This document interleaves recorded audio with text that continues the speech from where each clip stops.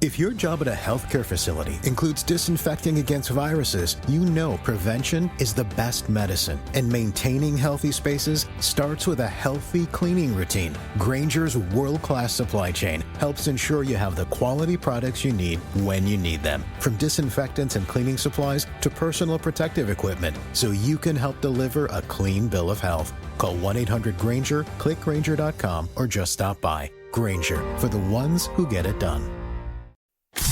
This is Prop Points on VSiN, the Sports Betting Network.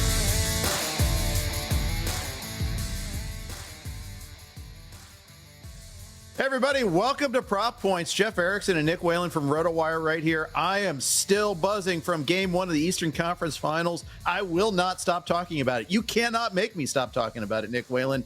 A lot to talk about today. Brandon Kravitz is going to join us. We're going to talk about some of his favorite NFL win totals and plays for Minnesota versus OKC. Knicks got player to pass it. Minnesota versus OKC Game 2. Home run prop of the day. You know, I just said the other day, that's bet money lines. So let's do a home run prop too. It worked last Thursday. Let's do it again here. But Nick, Game 1. Wow. I'm still buzzing over this game. Is this the biggest, best, most momentous comeback in NBA his playoff history? It's close. It's got to be. It's close to the other two comebacks that we've already seen from the Indiana Pacers within the last, 2.5 weeks. Obviously, you think back to Game 5 in the Milwaukee series, where I think they finished that game on an 8-0 run. Game 2 against the Cleveland Cavaliers, eerily similar situation. They finish on a 9-0 run. But I think this was the king of them all, Jeff, for a number of reasons. And, you know, we can run through all of the crazy statistical anomalies as far as how unlikely this was. You know, teams were 4 and 1,649 when they're trailing by 7+ points with less than a minute to go in the fourth quarter or overtime in the playoffs. And of course, the Indiana Pacers have accounted for 3 of those 4 wins. I mean, it's almost at the point, Jeff, where you just expect it to happen, right? You know, when Aaron Nesmith started raining in those threes, and all of a sudden it goes from 14 to all of a sudden it's 12, and then it's 9, and then it's 7. You just had the feeling that it was going to keep going. I mean, the Knicks led this game 119-105 with 2:40 remaining on the clock. And yeah, I was texting with you and producer Michael last night, Jeff, and I asked the question, it's like, is this even a collapse? Because until very late in the fourth quarter and certainly into overtime, it didn't really feel to me like the Knicks were contributing to their demise all that much. You know, there was the missed free throws by Towns and Anunoby, and those were huge in the final minute. But this was more so just an unbelievable display of shot making by Aaron Nesmith and to a lesser degree, Tyrese Haliburton. I mean, Aaron Nesmith hit 6 threes in the fourth quarter alone. And, you know, I think that the more I've gone back and rewatched this, the more I wonder, what the hell were the Knicks doing defensively? Why is Karl Anthony Towns just making no effort whatsoever to fight through screens? You know, why is he trying to switch off of this guy who's hit 4 3-pointers in a row? It was baffling. I thought it ended up being kind of a bad Tom Thibodeau game. You know, by the end of it, I actually thought he pulled some really nice strings through the second and third quarters, you know, pushing the right buttons as far as bringing guys off the bench. Campaign made a nice impact for them. Deuce McBride gave them good minutes, but there was just no strategy defensively or offensively for the New York Knicks. And that carried over into overtime. Obviously, you're devastated if you're the Knicks that this game even ended up in overtime. But the entire offense was, all right, Jalen Brunson, just dribble around for a little bit and throw up a shot. And meanwhile, Indiana is actually running real offense. Yeah, absolutely. And I think they thought the game was won. You know, Brunson gets his 5th 100%. foul. Huge moment in the game, you would think. No. The Knicks go on a 14-0 run after that. It's 108-92. Pacers are calling a timeout. I really think that they thought the game was in the oven, and they were trading baskets after that. Like you said, 2:45 left, 14-point lead. Come on. You know, let's just finish this out. Let's move on. The Pacers still thought it was a fight. It was Rocky 2. Or it was Rocky, I guess. Rocky 1, I guess it was. He thinks it's a fight. And sure enough, it was. And you're right to call out Towns. You're right to call out Tibbs. Okay, if Towns isn't making the effort, change things up. It was a choice to have him on Nesmith. And we talked all along about weak link, strong link, all that, how anybody on the Pacers can fill it up at any given moment. Nesmith has had other moments where he's been a good 3-point shooter. Yeah. The statistical improbability of him making every single one of those was pretty high. I mean, it was really, really improbable they do so, but they were wide open. They were, you talk about the concept of wide open threes all the time. These were the very definition of that. The one from the top of the key, that was the one for me where You see Towns make the lamest of efforts. He's like, I'm going to kind of lean into to the guy that set the screen and pretend like I'm fighting through that screen. It was obvious. It was obvious he was gassed. Get somebody in there to finish it off. At that point, you don't need the scoring. And then Towns, who had been great at the line, misses one late. He was 9 of 10 at that point at the line. Of course, he misses one. They're still, they're still up 4 at that point in time. They finally do the smart thing. Don't let Neesmith shoot the 3. The Pacers make both free throws, though. It gets to 2. They almost got the inbounds pass stolen at that point in time. Of course, Anunoby misses a free throw there again. And finally, the Pacers are grabbing rebounds when it matters there, because all earlier in the game they weren't. There's so many wild things happen. And then in the overtime, they have Obi Toppin and they have the Pacers have Ben Shepherd in there. They have guys with fresh legs, guys that are playing hard, making key contributions. Shepherd had a couple of key assists. Toppin with that dunk at the end where he's getting hacked. No call, by the way, on that. Still shocking to me as far as that goes. But not shocking at all. That's the thing. It wasn't shocking that they didn't call it, because it was a very selective whistle in this game. But for as many fouls that were called, it was weird what was let to be played and what wasn't. Obviously, the goaltend on the Pacers wasn't called either. And the Knicks were out of challenges, so they couldn't even challenge that. Tough spot there, but you know what? The Knicks looked like they didn't have a plan defensively at all. They didn't have a plan defensively. They didn't have a plan offensively. Even little things, like you said, like taking the ball out of bounds. I think it was after one of those made free throws where 3 Knicks players are just in the backcourt, and it was all on Jalen Brunson to get that ball in. They did not have a timeout at the time, so you can't take a 5-second violation. Jalen Brunson has 2 guys on him. Extremely lucky, where he basically just hucks the ball to the middle of the court, and I think it was Josh Hart ended up recovering it, but. That's what I'm saying, man. I know you don't have a timeout to set something up, but there was no planning in advance. There was no, okay, if he makes this free throw, here's what we're doing. It was just like, all right, we're just going to play it out, see how it goes. And one team was prepared, and the other team clearly was not. And once it got to overtime, the Knicks started cold. Josh Hart misses a couple shots right away, but they go up 4. The goaltending call, Jeff, I know you as a Pacers fan probably have a difficult time looking at this objectively. That was massive, because that would have put the Knicks up 6. And not only was that call not made, but the Pacers go the other way, and Andrew Nembhard knocks down a 3. So that was a 5-point swing, at the drop of a hat. And after that, then, you had the no box out on Obi Toppin, who gets a tip dunk. And then the next possession, Josh Hart just completely falls asleep off the ball. He's just watching Tyrese Halliburton dribble. Andrew Nembhard walks to the rim for an easy layup. These are just these things that they can't happen. They cannot happen in overtime at home in the conference finals. So that's where I start to come down a little bit on Tibbs. And it was just lazy passes. There was the turnover late, that they reviewed. It went off of Jalen Brunson. That's just an unforced turnover, just a lazy pass by OG Anunoby into a contested situation. If you want to say Cat was tired at the end of the game, I guess I'm sympathetic to that, but there's no excuse to die on a screen from Pascal Siakam and at the last second try to look over at OG Anunoby and be like, hey, man, you were supposed to cover me there. There was a clip that came out where you could see OG getting after Cat, saying, like, what are you doing, man? Like, that's not what we drew up.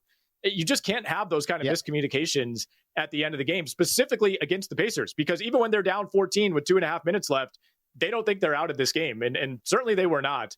But the bottom line here for me, Jeff, is more than anything, this was an all-time shot-making clinic by Aaron Nesmith, above a collapse even by the New York Knicks. I mean, 4 of those threes that he made in the fourth quarter were off the dribble. Aaron Nesmith is a great catch-and-shoot three-point shooter. He is not an off-the-dribble shooter whatsoever. He was 1 of 10 in the postseason in off-the-dribble threes coming into last night. 86% of his threes on the year were catch-and-shoot, and he went 4 for 4 off the dribble last night. Still doesn't excuse the defensive strategy, though, by the Knicks. Like, the way they were defending, it almost seemed like they were like, all right, he can't make another one, right? Well, let's see him do it again. And he did, over and over. Yep, exactly. He can't make this one. Oh, well, he made it. He can't make this one. Oh, he made it. Yeah. Game 2. This is not the time where you dare somebody to shoot. Yeah, exactly.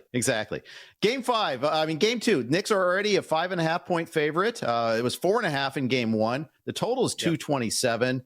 I actually don't mind the Knicks side here, because a lot of, like you said, it was improbable how accurate the Pacers shooters were. That's probably not likely to continue, especially on the road. Yeah. But I mean, it's there's a lot of pressure also on the Knicks here as far as that goes. We'll see. What do you think? Quick reaction on that line. We'll break it down more for tomorrow. I think I would jump on Indiana, man. I like the Pacers to win this series. I certainly thought they were dead with 3 minutes left, but all the pressure is on the New York Knicks now. You absolutely have to win this game. Can't go back to Indiana down 0-2.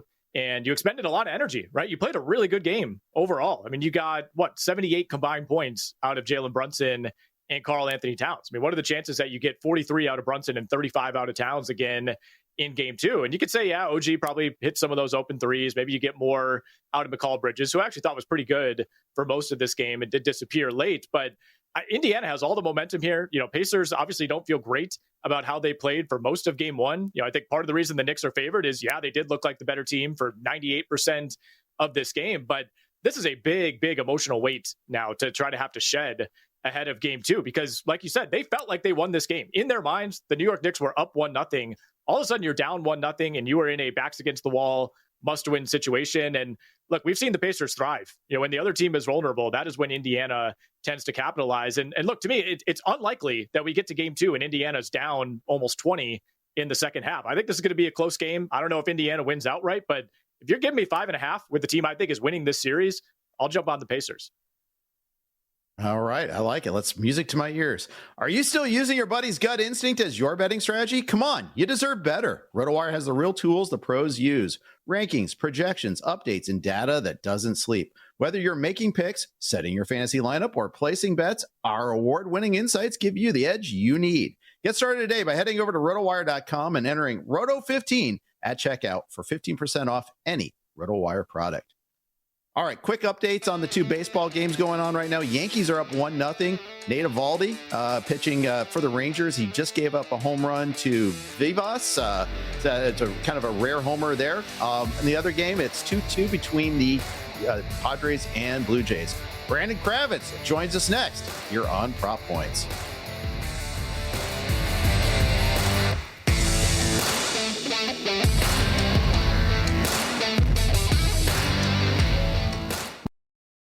For the ones who get it done, the most important part is the one you need now. And the best partner is the one who can deliver. That's why millions of maintenance and repair pros trust Grainger, because we have professional-grade supplies for every industry, even hard-to-find products. And we have same-day pickup and next-day delivery on most orders. But most importantly, we have an unwavering commitment to help keep you up and running. Call, click Grainger.com, or just stop by. Grainger, for the ones who get it done.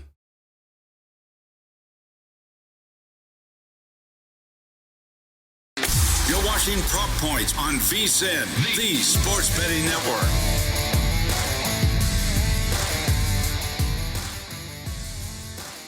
Prop Points rolling along here on VSiN, the Sports Betting Network. Nick Whalen and Jeff Erickson here with you on a wonderful, wonderful Thursday afternoon. We've got a great guest joining us on the Progressive Guest Line. He's going to help us break down Game 2 between the Thunder and the Timberwolves tonight. We'll talk some NFL win totals with him as well.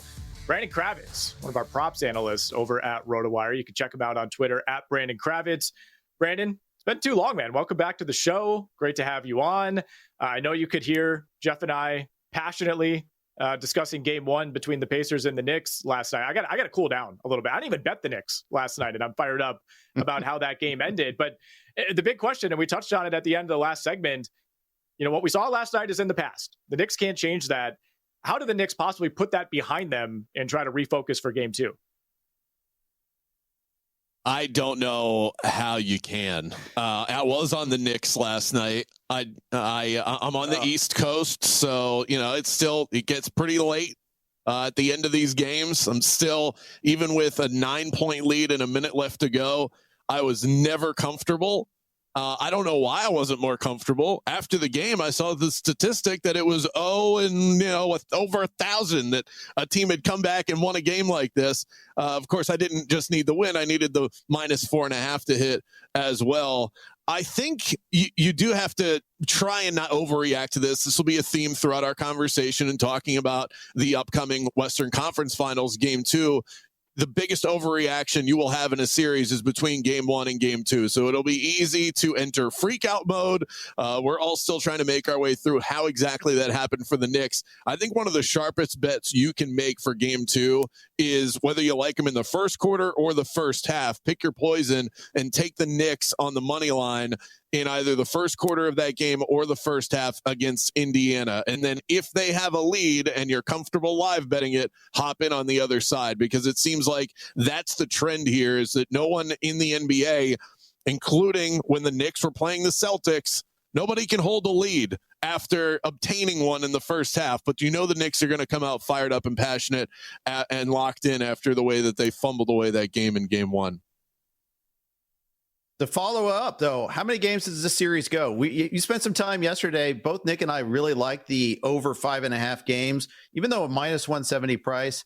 I still feel that way. I still think it's going to be at least a 6 or 7 game series. What say you? I completely agree. I still think the Knicks are a lot better in areas in this matchup. I think they're a better defensive team. We saw that throughout most of the game, not so much initially and definitely not in the final 2 minutes, but everything sandwiched in between that. I felt like the Knicks were better at creating turnovers, at forcing stops, and especially if they're going to get that sort of bench production from guys like Deuce McBride and Campaign, I feel like the Knicks can absolutely not just hang around. I still think they're live to win the series. So this one still feels like it's going to go 6 or 7 to me. All right, Brandon, let's turn our attention to game 2 tonight. We have the OKC Thunder as 7.5-point favorites at home. Total's been moving around a little bit, sitting at 216.5 right now over at DraftKings.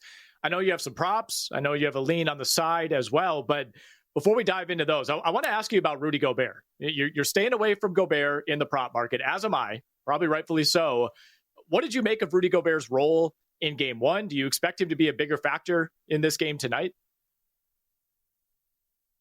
I thought Chris Finch kind of fell for the trick that Mark Daigneault and the Oklahoma City Thunder laid down for them. The OKC wants to go small and then force you to go small and think that that's going to be a better matchup. Rudy Gobert was rough around the edges, but defensively they need him out there. Shai Gilgeous-Alexander was picking on a number of Minnesota defenders, but if you look at the pick and roll numbers, he was avoiding Rudy Gobert, and you need somebody out there that Shai Gilgeous-Alexander is scared to go up against in a pick and roll situation. I thought Chris Finch kind of fell for it and went away from Gobert a little too early. I think if I know that, I'm sure that he's figured that out by now. I would expect a much better game from him, over 15.5 PRA, points, rebounds, and assists for Rudy Gobert. It's a disgusting bet, but it might be one worth placing. I do think we see more from him. We definitely see a better game. It's hard to get any worse. We specialize in disgusting bets here, Brandon, so I welcome it. You have an opinion on the side. 7.5 is the line right now in favor, obviously, of the Thunder. Yeah, I'd be lying if I said that betting the Timberwolves made me feel warm and cozy, but this is not the world that we live in as sports bettors. They got blasted by 26. Every wart for Minnesota was exposed, but still, I feel like these teams are not that far apart, and it's reflective in the line. A 20-plus point loss, and the spread is unchanged, and that's telling us something. No bigger overreaction than from game 1 to game 2. We just talked about it.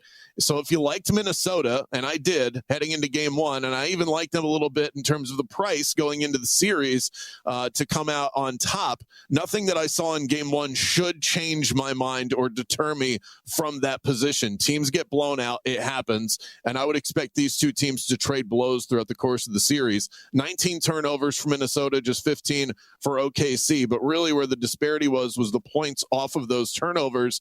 31 points that OKC scored off of Minnesota cough-ups. And one thing that I've noticed throughout the postseason is that when a team gets creamed in the turnover battle, they tend to take care of the ball much better in the very next game. It's an easier thing to clean up. Naz Reid, Dante DiVincenzo, Nickeil Alexander-Walker combined for 7 of 36 from the field. That's got to get better.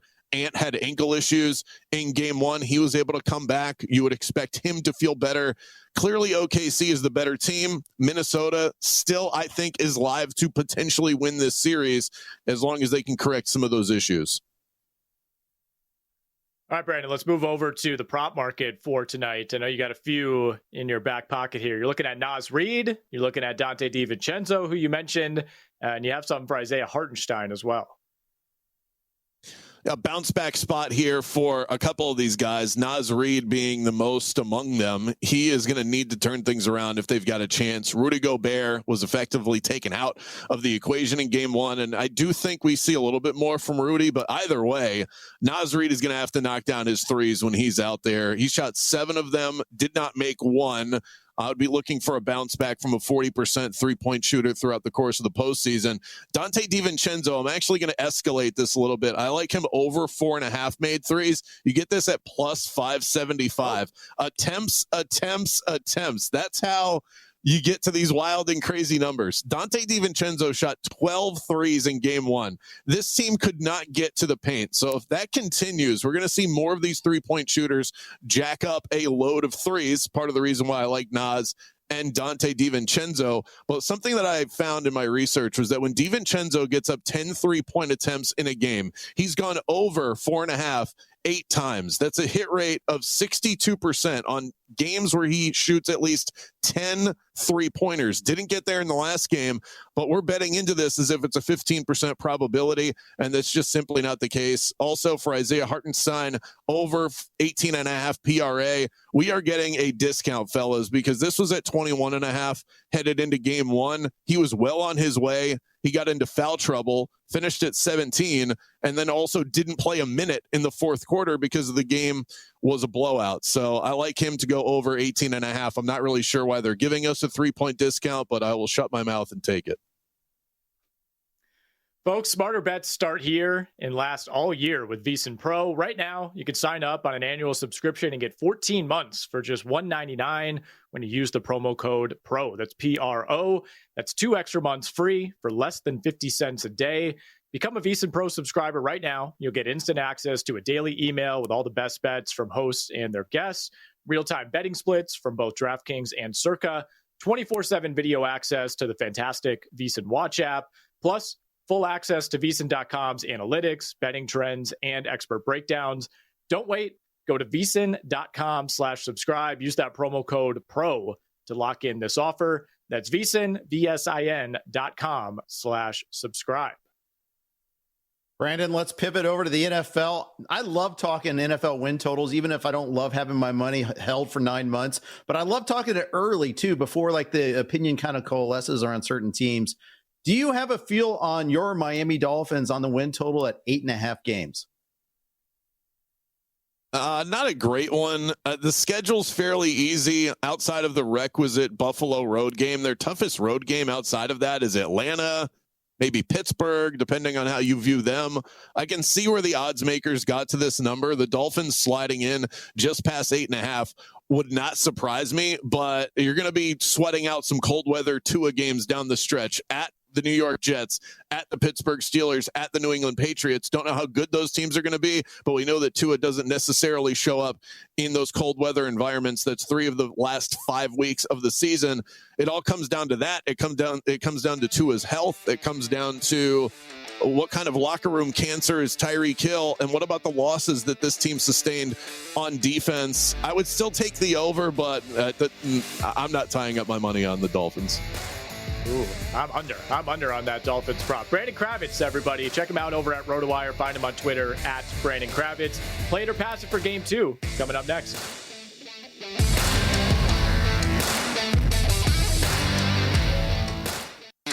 You're watching Prop Points on VSiN, the Sports Betting Network.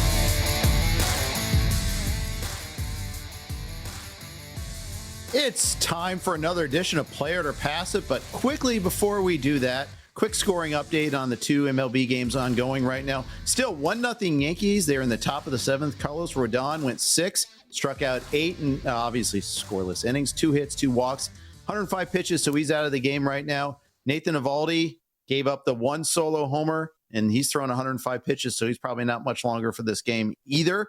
1-0 Yankees. Toronto up 4-2 on the Padres. Padres had an early 2-run homer from Gavin Sheets, but it's now 4-2 in favor of the Blue Jays. One of the runs came on a bases loaded Vlad Guerrero hit by pitch. Gotta love it when you give up unforced run like that. Bowden Francis out of the game, Nick. You're not going to get your win from Francis, unfortunately. It didn't hurt you, but they took him out after 4. I may never get another win again in my most important fantasy league, Jeff. I think we're like 0 for 5 now in my starts this week, but nevertheless, we press on. We do press on. In fact, let's just mind wash that away and do a little player to pass it. Game 2, Minnesota OKC, tons of props to talk about. We'll start off with SGA, the MVP, over 44.5 PRA at -110. Play it or pass it. Yeah, so this is a really tough one for me. It's a pretty attainable number, I think, for SGA, especially playing at home, coming off of his 4th consecutive game scoring between 31 and 35 points, which, if you followed SGA this season, that is exactly what he does. He pretty much is in that range, it feels like, every single night. So to me, this is going to come down to the ancillary stats, the rebounds and the assists. You look at, since the start of the Denver series, SGA is averaging roughly 43 points plus rebounds plus assists. So right in the same range. The assists have been very consistent throughout the playoffs, right about 6 or 7 in most games. Rebounds, though, have been all over the map. He's had some, 2, 3 rebound games. He's had some 8, 9, 10 rebound games. So that, to me, will probably be the swing here. I think I'm going to stay away, Jeff. And there are 2 things kind of pulling me in opposite directions. One, SGA is probably not going 2 of 13 from the field in the first half again.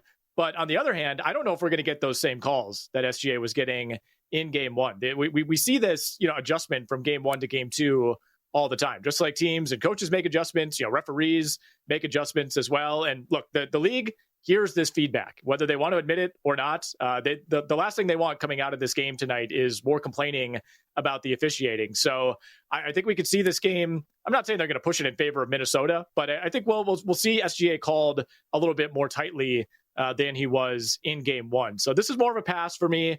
If anything, look at the assists for SGA. I also don't mind the over 1.5 steals. We don't talk about him a ton defensively, but the steals have been there throughout these playoffs. You can get the over 1.5 -135 at DK. All right, let's move on to the next one. Dante DiVincenzo was actually struggling. He made 3 threes against OKC on Tuesday night, but took a lot of them to get there. In fact, went 1 of 9 on wide open threes. So play it or pass it, over 2.5 made threes plus 105.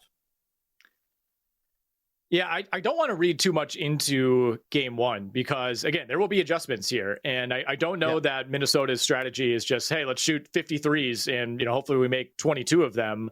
On the other hand, we saw OKC take only like 21 or 22 threes in game 1. So I think Minnesota probably makes more of a point to get to the rim. OKC probably increases its volume.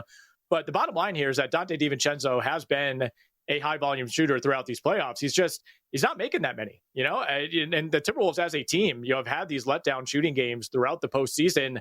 They went 8 of 30 on wide open threes in game 1, 5 of 21 on corner threes, which tend to be the most open and the most makeable. If you look at the numbers, despite taking those 12 threes in game 1, he did hit only 3. I don't think we see 12 attempts out of DiVincenzo again, but he could easily still take 8, 9, 10. I think this is a low enough number at plus money that I am enticed. I don't know if I'm going all the way up to 5 made threes, like our guy Brandon Kravitz gave out in the last segment. That's a little too much for me. If you do think this is a big splash spot for DiVincenzo, you can get him to lead the game in threes at 4-1. But to me, I would just keep it, by the book here. Take the over 2.5 if you're giving me that at plus 105. Yeah, I would say that OKC is not going to allow 9 wide open threes again either to him. No. I don't think that's their plan. No. It just happened to work out that way for them in game 1. Old friend Jaden McDaniels is next on the list. Over 5.5 rebounds. Play it or pass it. Do I even need to ask you this one? Whether it's Aaron Gordon rebounds, Jaden McDaniels rebounds, Anthony Edwards rebounds plus assists, those have been the big 3 for us, Jeff, throughout these playoffs. We're playing it again. Jaden McDaniels over 5.5 rebounds, -115. He is 5 for 5 hitting this in matchups against OKC this season. And keep in mind, he went over in 24 minutes in game 1 before fouling out. Sat out almost the entire third quarter, then fouled out with about 5.5 minutes remaining in the fourth. And, single game rebounding rate can be a little bit fluky, but it was above his average for the postseason in those 24 minutes. Keep in mind, OKC shot 50% from the field. You would think that probably regresses a little bit, at least in game 2. So you're looking at that from an available rebound standpoint. And yeah, OKC's been fine on the glass in the playoffs. It hasn't been a massive liability, but it's still not a strength for this team. They're giving up the most total rebounds per game of any team in the playoffs. So the opportunity should be there. Like I said, I think this game could be officiated a little bit differently than game 1 was. Be very surprised if McDaniels is in the same level of foul trouble that he was on Tuesday night. So yeah, I'll play this one. Absolutely. Jaden McDaniels over 5.5 boards. I feel so confident knowing your betting tendencies. I'm predicting tomorrow, Andrew Nebhard over 11.5 points. You're going to take it. Play it. If it ain't broke, don't fix it, Jeff. Amen, brother. Amen to that one there. All right, taking your betting to the next level with First Bet. Whether it's Santa Anita, Gulfstream, or Saratoga Racecourse, First Bet puts the action at your fingertips. Sign up now at firstbet.com. That's the number 1, stbet.com, and use promo code VSIN200 to score a 20% rebate on all of your wagers for the first 60 days up to $200. Don't miss out. Bet smarter today at firstbet.com. All right. Play it or pass it. Carson Wallace over 12.5 PRA, minus 115. Play it or pass it. All right, so we're looking at Kason Wallace here, 12.5. Yeah, I think it's a pretty attainable number for a guy who did play 33 minutes in game 1. You know, Thunder were comfortable going smaller in that game. Lou Dort being in foul trouble did contribute, but we did see, you know, OKC go away from both Chet Holmgren and especially Isaiah Hartenstein in the second half. And I've been saying this all playoffs, Jeff, but I think they really, really value what Kason Wallace brings defensively. I mean, he's had a lot of games where he's playing more minutes than Alex Caruso, who I think gets more shine in this rotation than Wallace. You know, as far as what he does offensively, that's where we run into some issues with a number like this, but he does rebound pretty well. He hands out, 2 or 3 assists per game. He gets out, he runs the fast break. He's, one of the quicker players on this team. The rebounding, like I said, has been steady. He has 12 assists over his last 2 postseason games. Really, it comes down to the scoring here, Jeff, because I think we can count on him to give you somewhere between 5 and 7 assists plus rebounds. He's not a high volume shooter. He's just 2 of 9 from 3 over the last 2 games, but the attempts do tend to be there. Pretty much any shot he takes is going to be wide open. He's not a guy that's going to, take you off the dribble. It's going to be a dribble kick out to him for an open shot. I think he can bang in a 3 or 2 tonight, Jeff, and push us over this 12.5. So I'll play this one at minus 115. All right. Let's talk a little Mike Conley. Over 1.5 threes. Play it or pass it. Yeah, I really wanted to get in the mud with these last 2, Jeff. We focus so much on SGA and Edwards and Brunson and Halliburton. Like we need to give some shine to the lesser players in these rotations. So we're getting this one at plus money. Not great plus money, but plus money nonetheless at plus 105. Conley's gone over this number in 5 of 11 games in the playoffs. He's taken about 4 threes per game in that span. Went 1 for 5 from beyond the arc in game 1, but it hit 6 threes in the previous 2 games combined. He went over this number in all 3 regular season matchups for what it's worth. And, he's a 40+% 3-point shooter this season and has been for the last couple of seasons. He also, quite literally, Jeff, only takes open threes. All 44 of his 3-point attempts in the postseason have been labeled either open or wide open when you look at the advanced numbers over at NBA.com/stats. And, OKC is so good defensively. They don't give up a whole lot of open looks, but I think Mike Conley is kind of the one piece that they're like, all right, we'll leave that guy every now and then. And, I think they kind of deprioritize him whenever he is on the floor. So all 5 of his looks in game 1 were wide open. I think, to some degree, those looks will be there again in game 2. Plus money, we'll take Mike Conley to hit at least 2 threes tonight at plus 105. Very good. I've got a bonus play it for you here. Oh. My one is Anthony Edwards over 24.5 points. I'm going to play it.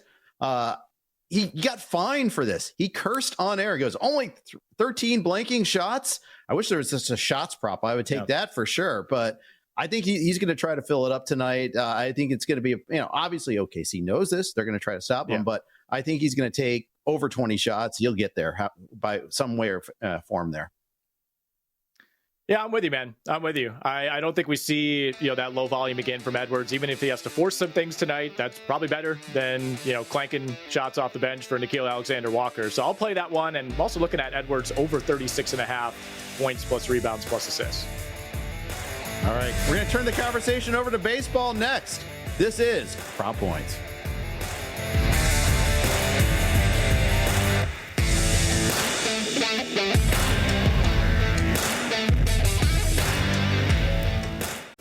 If you work in quality control at a candy factory, you know strict safety regulations come with the job. It's why you partner with Grainger. Grainger helps you find the high quality and compliant products your business needs to inspect, detect, and help correct issues. And the sweetest part is, everyone gets a product that's as safe to eat as it is delicious. Call 1-800-GRAINGER, click Grainger.com, or just stop by. Grainger, for the ones who get it done.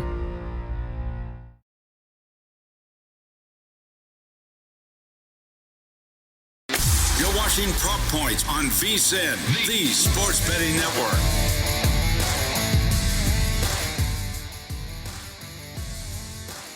Welcome back to Prop Points here on VSiN. Nick Whalen, Jeff Erickson with you. As always, taking you up to the top of the hour. Make It Rain with Adam Shine coming up next here on the Sports Betting Network. That starts up at 3 p.m. Eastern. He's going to have Patrick Maher on to give his best bets in the NBA tonight. So make sure you stick around for Make It Rain. Follow the Money with Mitch Moss and Paulie Howard. That's coming up at 4 p.m. Eastern. VSiN Primetime starting up at 7. All right, Jeff, we're all baseball the rest of the way. We got 2 games in action on this abbreviated slate. Yankees still leading the Rangers 1-0. 7th inning just concluded. So we head to the top of the 8th at Yankee Stadium. Blue Jays hanging on to a 4-2 lead over the Padres. We're in the top of the 6th inning there. All right, let's take a look at the night slate, Jeff. And, of course, we got to start with the game of the night. A game where we have a minus 305 money line favorite in the Philadelphia Phillies at Coors Field tonight. Ranger Suarez taking on Herman Marquez. The Rockies, man. What can you even say at this point? They are 8-41 on the year. They are on pace for 26 wins this season. I saw a tweet earlier today, Jeff, that said, as of today, the Colorado Rockies are on pace to finish 74 games back in the NL West. Well, not only are they preposterously bad, they're also in a really tough division, probably the toughest division in baseball with the other 4 teams. So it's just a perfect confluence of events there. They're 22 and a half games out in the NL West already. Today is May 22nd. They're 22 games out. That's insane. This line actually opened at Philly minus 305. Last I saw it was minus 278. So it's actually moved a little in favor of the Rockies. But, And the total move from 11 to 11 and a half.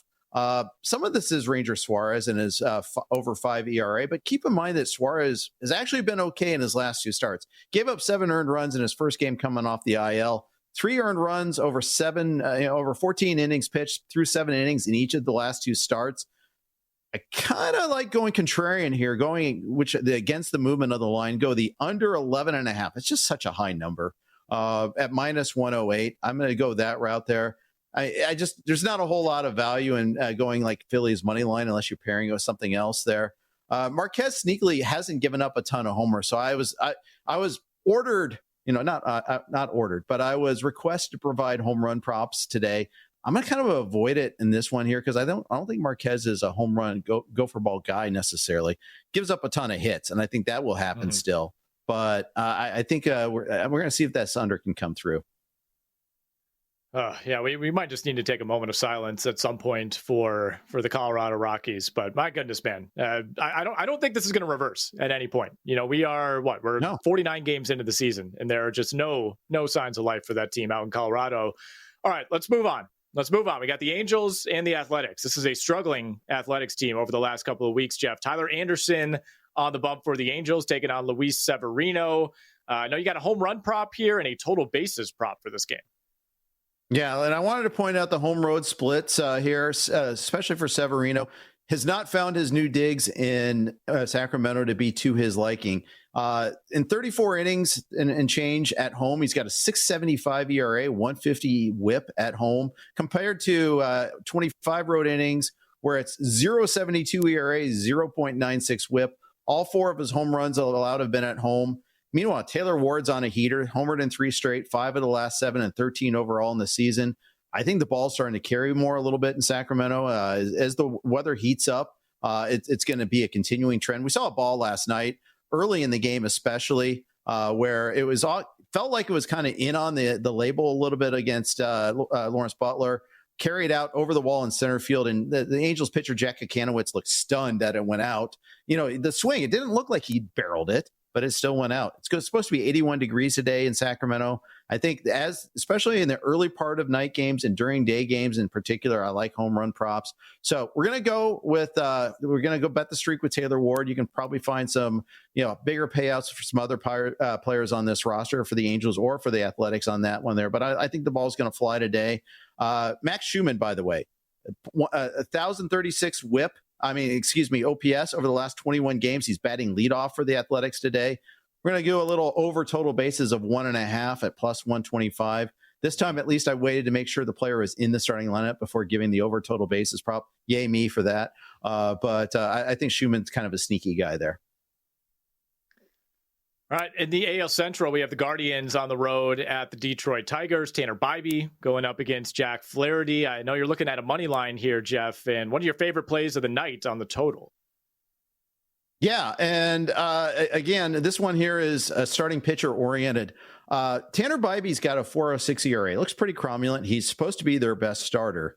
There are some real danger signs here, though, for Tanner Bybee. His K percentage has dropped almost 10% from 26.3 to 16.4%. The walk percentage is up from 6.2 to 8.0%. He's got this 1.129 whip, which is average, maybe a little below average, but his BABIP's only 257. So he's giving up all this contact, and yet he hasn't fully been punished by this yet. And meanwhile, he's facing a Tigers team, 4th in baseball in runs scored, 330 WOBA. They're really good against righties. I think Bybee's in for a correction, and I'm not even really a big fan of Jack Flaherty, the Tigers starting pitcher tonight. Did correct his losing streak last time out, lost 5 in a row prior to that. I like the money line for the Tigers at minus 130. It was minus 135 at one point in time.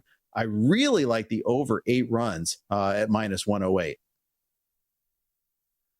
All right, the Milwaukee Brewers and the Pittsburgh Pirates. This one out on the East Coast, as we know. Got a lot of weather moving through that area of the country. I mean, from what I'm seeing, Jeff, it looks like the rain, or at least the heavy rain, is set to subside right around first pitch. But we will see if we get any sort of delays tonight. Aaron Savali coming off of the IL to start tonight for the Brewers, going up against Mike Burrows. Brutal loss in extras last night for Milwaukee at the hands of the Baltimore Orioles. We know about the trend, Jeff. I believe it is now up to, 26 games in a row in which the Pirates have not scored more than 4 runs? Yep, that is correct.